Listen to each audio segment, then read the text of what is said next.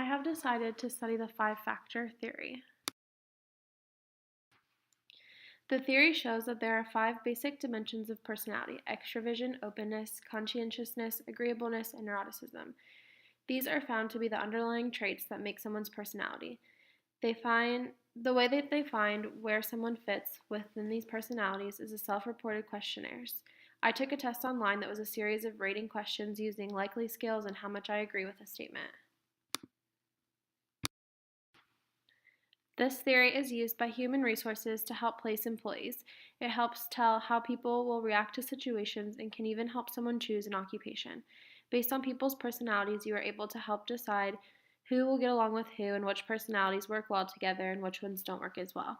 In my place of employment, some people even have their results for tests similar to this one that I took hanging on their desk so that people that have never interacted with them before have an understanding of their personality. Openness describes a person's tendency to think in abstract, complex ways. High scorers tend to be creative, adventurous, and intellectual. They enjoy playing with ideas and discovering novel experiences. Low scorers tend to be practical, conventional, and focus on the concrete. They tend to avoid the unknown and follow traditional ways. Openness is strongly related to a person's interest in art and culture. People who are high in openness tend to enjoy the arts and seek out unusual, complex forms of self-expression. People who are low in openness are often suspicious of the arts and prefer to focus more on practical pursuits. Openness shows a high positive correlation with intelligence. Conscientiousness describes a person's ability to exercise self-discipline and control in order to pursue their goals. High scorers are organized and determined and are able to forego immediate gratification for the sake of long-term achievement. Low scorers are impulsive and easily sidetracked. The concept of conscientiousness focuses on a dilemma we all face. Shall I do what feels good now or instead do what is less fun but will pay off in the future? Some people are more likely to choose fun in the moment and thus are low in conscientiousness. Others are more likely to work doggedly towards their goals and thus are high in this trait.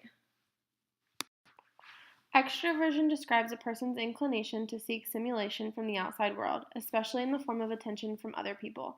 Extroverts engage actively with others to earn friendship and admiration, power, status, excitement, and romance. Introverts, on the other hand, can conserve their energy and do not work as hard to earn these social rewards. Extroversion seems to be related to the emotional payoff that a person gets from achieving a goal. While everyone experiences victories in their life, it seems that extroverts are especially thrilled by these victories, especially when they earn the attention from others.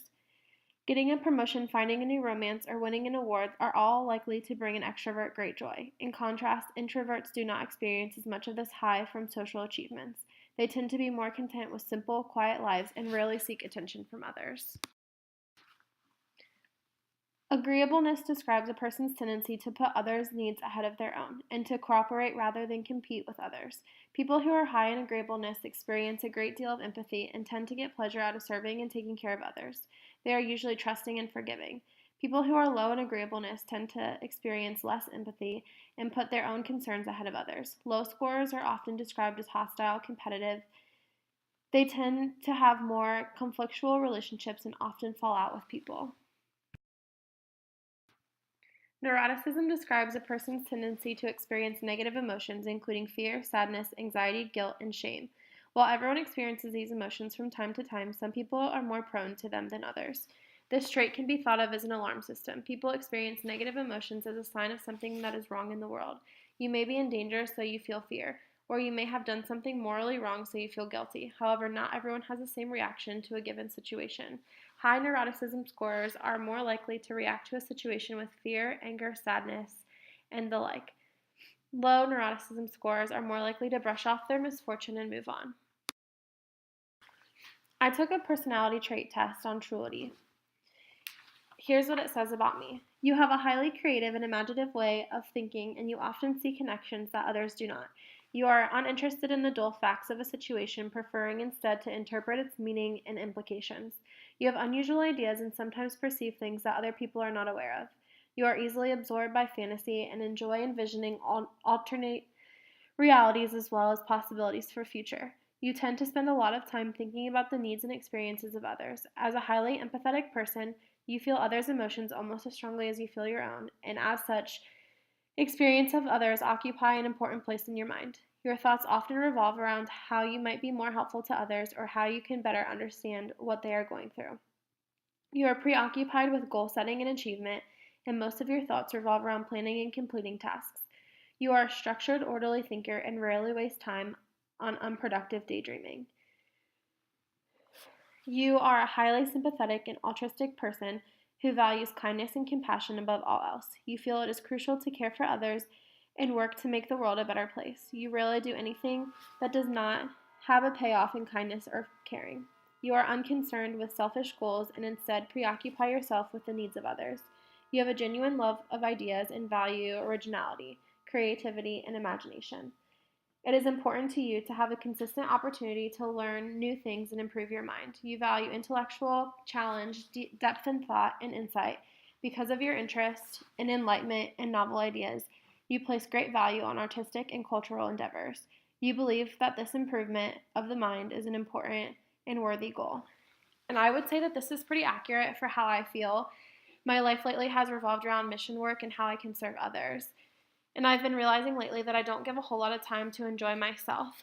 I find my joy in serving others and making sure that everyone around me has everything that they need before I worry about meeting my own requirements for my own happiness. But I think that this is ingrained in who I am because I am the happiest when I'm serving other people. However, I would also say that I am genuinely just a happy person in general and I don't let other people bring me down. I just feel the most joy when I'm providing joy for others. I'm spending my entire summer before I graduate serving with a nonprofit organization in the Dominican doing mission work, but I've never been more excited for something in my life. This topic was interesting to me because I think that understanding where other people fall on this test can help people understand each other more. I think it goes along with the saying, everybody loves differently. For me, I show love by serving others. However, somebody that falls higher on conscientiousness, for example, would probably show love by doing things for others or by using talents to show their love. And someone that falls higher on extroversion would most likely show love by spending time with others and talking to them. Where for me, I enjoy talking to people, but I think that I think about things a lot deeper after, and I try to solve everyone's problems for them. On this slide are some interesting facts that I learned along the way doing some of my research. Women reported higher levels of neuroticism, extroversion, agreeableness, and conscientiousness. And people tend to see themselves as more neurotic and open to new experiences than other people see them.